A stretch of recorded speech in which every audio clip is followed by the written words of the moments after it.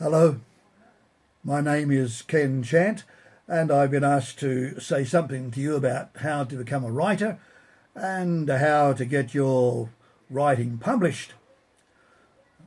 I suppose the first essential is at least a hunger to write, just for the joy of the task, and because you really can't do anything else.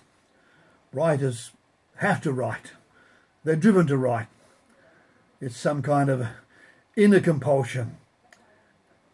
And of course, that is usually associated with some sort of innate skill and a love for words for their own sake.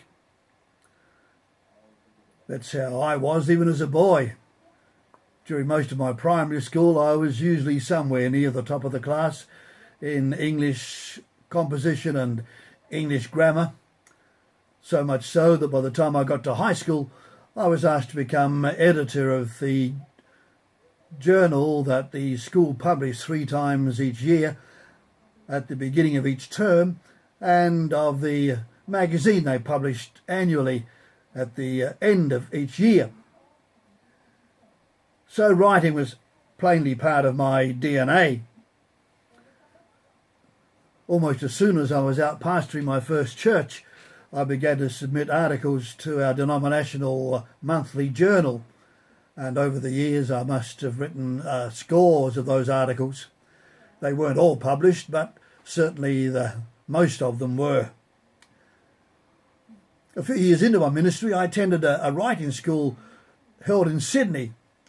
I can't remember who the sponsors were, but it lasted for a week, and I learned a great many things about how to write successfully and how to get your work published. As a consequence, when I went back home after the school, I set to and wrote my first book, Sitting on Top of the World. I submitted that book to Bethany Fellowship in Minneapolis in the USA, and they accepted it, and eventually published it in 3 languages, English, Spanish and German, and it was moderately successful, selling something over 100,000 copies. Much encouraged by that success, 2 years later in 1974, Alison and I decided to launch a Bible college. We had a dream in our hearts of a worldwide school, and so we coined the motto, the whole word to the whole world. A rather brave motto, if not an arrogant one, since there were only the 2 of us with a sparkle in our eye. But nonetheless, I set to and wrote the first book, which became the foundation course for the college curriculum.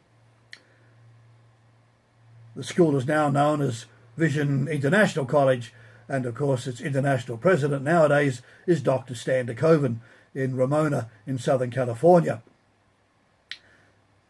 True to the motto, the school has become a worldwide school.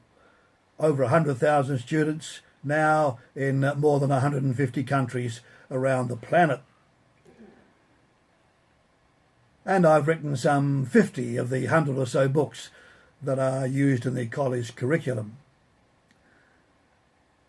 That raises some questions. What are the essentials for a writer? Well, that takes me right back to where I began. You must at least have an urge to write. An urge that is pretty well compelling, so that you simply can't help it. You have to write. Then I suppose you do need some fluency in words. And the best way to capture that is to read. Read widely, read continually, read a great variety of books. Here in the shelves around me in this office, there are some 3,000 books, pretty well all of which I've read right through, except some of the reference books. I can't claim to have read right through the dictionary, though I've certainly read a great part of it over the years. But I read history, geography, astronomy, chemistry, fiction, highbrow, lowbrow, theology, philosophy, mathematics, anything and everything that catches my interest or about which I'm curious. I read widely, I read continually. Well, inevitably you absorb some skill in words and an ever-expanding vocabulary. I dare say you need a creative mind, not so much to say something new, which is all but impossible, As Solomon said, there's nothing new under the sun.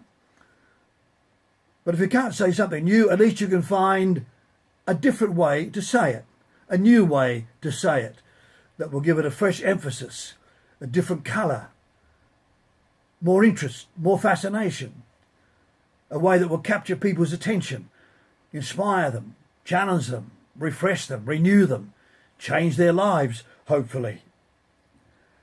You also need, I guess, self-confidence. Some would even call it arrogance.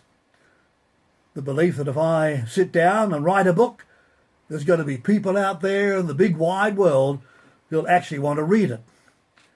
You do need a high level of self-confidence, because without it, you'll never have the persistence or the courage or the tenacity or the discipline to sit at your table or your desk or wherever you work and just keep plodding on.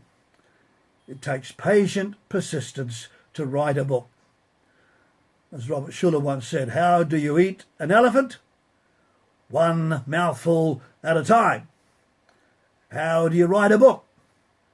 One word at a time, persevering until the task is done. But above all, I suppose, you need a sense of God's call, that this is something the Lord wants you to do. A sense so deep that as long as you feel that He is pleased with the book and you are pleased with it, in the end, that is enough. And that's what I strive for. I first of all hope to please myself on what I write, because if it doesn't please me, it certainly won't please anyone else. But then also hope that it pleases God. Not because I think the book's inspired or infallible, but just that it's the best I can do. And that's all God wants from me. And if I have this sense that God is pleased and I am pleased, then I'm satisfied. So, stop pounding the keyboard or scratching the pen across the paper and start writing. If you can say something different, even better. If you can say something new, or say it in a better way than someone else has ever said, then there'll be someone there eager to read what you write, and God will be glorified if you know that you're writing in harmony with His purpose for your life. Thank you, and bye.